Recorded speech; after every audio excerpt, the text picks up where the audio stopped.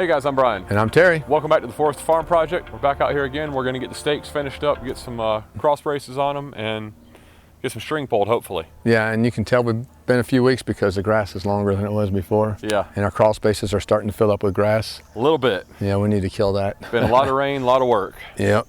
Story of our lives, apparently. Yep. But we've already got the braces up on all of them. We left 2 off so we can show you how we're going to do that. And it's really pretty simple. We just made some marks for the transit where we want the lines to be, and we're going to screw the boards up there. Yeah, and check, make sure they're level a little bit. Yep. So. And a couple of taller batter boards? Batter boards. We're going to brace them with a third brace just to keep them solid, because when you pull the strings, they tend to want to bow in and they move around. It's going to cause your strings to possibly get out of whack, and you don't want your string to get slack, because then everything will be off. Yeah. So we want to keep it nice and square and level and straight and plumb and that's tight. the plan anyway. Hopefully it works out, because we're really ready to get some concrete rolling. We don't want it to be wintertime and then still not be going. Yeah. All right, let's rock and roll. Let's do it. All right, guys, so we basically went around with the transit, and we made a mark at the same height all the way around here, so that these are all the same level. We have set the transit up in the middle, as we showed you before. So now, those marks are just a rough mark. It doesn't have to be precisely on it. I put them on there, but I'm gonna check and see if it's level. If it's not, we'll just kind of average it out. They don't have to be 100% perfect. We want this as close to level as possible. If you're off a 1/16 of an inch or something, it's not going to be a huge issue. And we already got one screw started on here just to make it easier. And when you're doing this, you want to pull into the board so you're not pushing all your force into this and flexing the stake. So take it home. Counter yourself. And bring that up just a little bit. Oh. Nail it.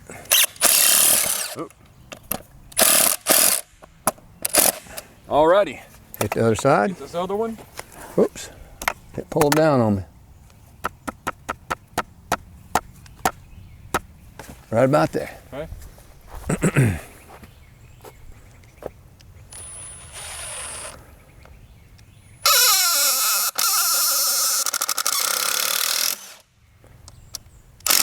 Good job there, little guy. Thanks, big old guy.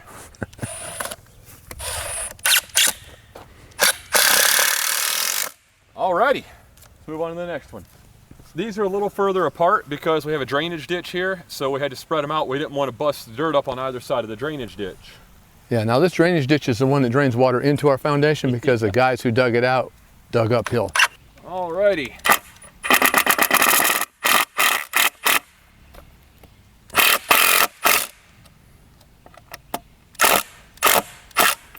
You want to go easy with these once you've been beating on them, because they can be broken up.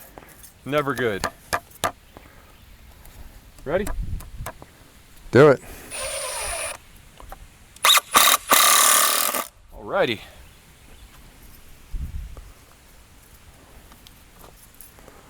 Pretty level. We on that mark down there? Yep, we're on it. All right.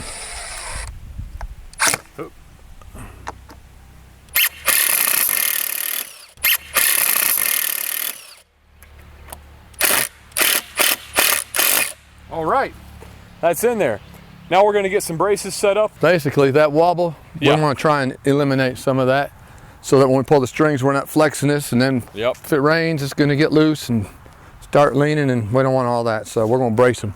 Okay, we've been showing you the layoff on my house because it's easier to show. Mom and Dad's has a big drop, and as you can see, we've got some pretty tall batter boards down here. Oh yeah. And this is the main reason we are bracing them off, and we're going to show you that now. Dad's got this board held solid. Here's the batter board, and this is about 5 feet, so rock and roll with it. And you know, when you put studs in a house, you build a house, you put plywood on the outside, sheetrock, everything, it becomes rigid. It all works together to form a cohesive unit and make a good solid house. Yeah. 2 studs sticking out of the ground, you can see. There's a lot of wobble and there. I'm not putting any effort into that. So think about when you stretch a string between that and the other one, it's going to go boop, yeah. And then let it rain a few times, and you got all that stress when you've got it pulled tight, and you're going to loosen the soil at the base, and it's eventually just going to keep working its way in. Yeah, so you want them strings to pull tight, and you don't want everything moving around. Right. So we're going to brace it now and show you what difference it makes. Oh yeah. We already got the stake in the ground. We already cut our brace. We're just showing you why we're doing it. And we're only doing 1 brace per batter board, and what we're doing is roughly lining up with the center of the hole that the batter board is lined up to. That way, wherever we know we're close, we're within a few inches, so when we put the string on this board, it's going to be as close to that brace as possible. And it saves us lumber. There's no need to brace both sides. If we need an extra brace, we'll throw an extra one on here. Right. Do a good job now, Brian. One. That's a good boy. Thank you, Daddy.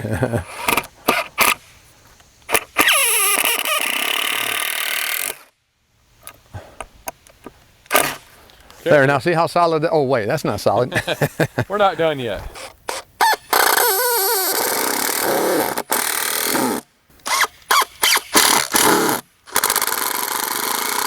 All right, so that makes it good and solid so we can pull our strings and not worry about these boards flexing all over, and it'd be a mess because every time they move, our strings would move around. It'd be a nightmare. So that ought to do the trick. Okay guys, batter board's in. Some of them are braced if they're taller to keep that wiggle out. The shorter ones, we didn't need it. On the taller ones, we went ahead and drove our nail into the brace. We have it close to center of what the ditch is. Again, these ditches, footers were already dug. They're off a little bit. We're having to fix it. So we were able to estimate pretty close where the center is. Anyway, we've got the strings pulled and we pulled them tight as a banjo string. We're pulling the ones across the 30-foot way. We've got 3 of them, one on this side of the garage, other side of his garage, and the far end of the house. That way when we pull the 76-foot strings for the length of the house, 76 foot plus whatever the distance offset from the footer is, if they do sag a little bit while we're pulling it, they're laying on here. So anyway, we pulled mine and perfectly straight, working out good. So we'll show you how we pull this last one here. We've already got the rest in. There was no sense in showing you everything. Basically, you got to really pull this string hard to get that thing on there, and we've got it tight as a banjo string. That way it's nice and flat and straight across there. You don't want it sagging.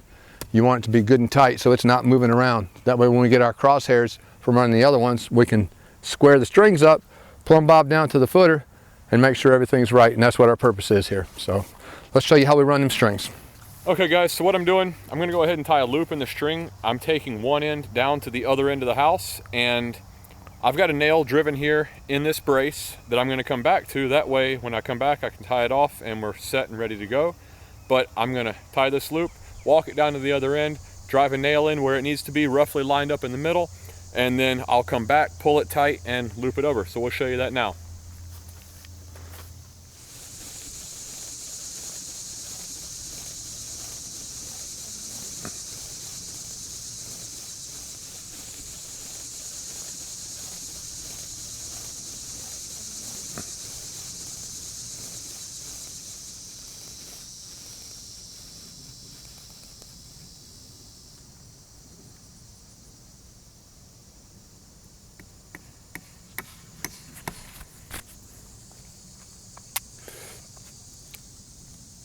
Okay, now that we're on this end, I'm gonna pull this string down, get it as tight as I can without being ridiculous, and I loop it around, and then I always come back, and that is the least I wanna have, but I'm gonna go back about 4 or 5 inches more and walk over here where it's loose, and I can tie a loop in this string.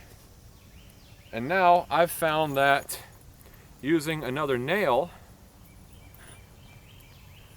I will run a nail through the loop that I just made, and I'll use that nail coupled between my fingers. I drop the string between my middle finger and my ring finger, and I will pull this string tight and use that to help me loop the string over, and now that's nice and tight. If that slips, that could be a big owie. Yeah, that could be a real big owie, but I'm used to doing this kind of stuff, so I'm not as worried.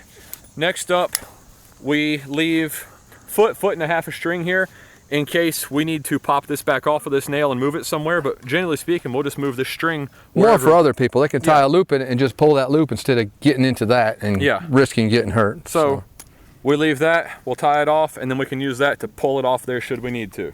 All right guys, it's been a long afternoon for us, been probably 10 minutes or so for you guys. We're gonna try to keep it short as we can for you, but just show the details. We don't have to show everything. You get the gist of what we're doing. It's a lot of work, a lot of heat. It's nice and toasty out here. It's like 92 degrees. We're rookies. It's gonna be square when we get done though. It will be square.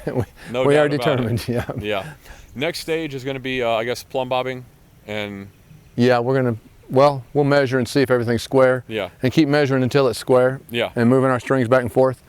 And where we've got those strings going over the batter boards and nailed down right now, we'll get everything squared up, and we'll keep driving nails until we get everything perfectly lined up the way we want and everything's square. And then those nails will be our mark, and we'll mark on the board, okay, this is square. That way you can take the strings down, people can get in here and pour the footers and all that, and then we can put the strings right back where they were. And that way the brick masons can use them. But we'll plumb bob down to the bottom, something you wouldn't normally do at this stage. But we're going to have to check these footers. We've got to check the sides of the footers and make sure it's wide enough where we need it, because a few places like mine where the wall is a banana, we've got to have 16 inches in a straight line. So where it bananas out, it's fine on the one side where it goes out, but where it kicks in, it's not wide enough. We won't have enough overhang of concrete past the wall, so we have to add dig more. Out. So my footer might end up being 20 inches there in order to get it the proper width. So, I don't know if it's that bad, but it may be. Right, we'll find out when we start digging. And his front porch, we have to move it over because they put it in the wrong place. Right. How you could mess that up, I don't know. We didn't lay the front porch off with this system because it's a small front porch. It's only 6 by 30, so that'll be really easy to square up offhand away from all this, and it's less junk in the way. We'll just use a Pythagorean theorem. And Paragatherem? Paragatherem. That Paragatherem. That's enough. I think we got a lot done today. Go home, spend some time with the family, and get some food. Go see the little guy. That's it. Go see the little man. He's 8 months old now. And he is, I'm going to have some shirts made, Captain Chaos. He nonstop. Some days I hold him all day long, doing things, playing with him, feeding him, giving him a nap, whatever. I'm with him all day. He is nonstop trying to get a hold of something that he's not supposed to have. Always. And like you'll pull him away from something and say, no, don't do that. And he looks at you and he goes right back after it. It's nonstop. Or he'll distract you over here, and then he's like, while he's not looking, I'll grab this. Yeah, he's like going for this, and then if it's something within his reach, he's going to grab it. And the first thing he wants to do is chew on it. Yeah. Because he's cutting teeth. Lots of fun. It's hilarious. A lot of fun, yeah, definitely. Hope you guys enjoyed the video. If you did, give us a big thumbs up. Hit that subscribe button below and check back off. We got a lot coming, guys. See you next time.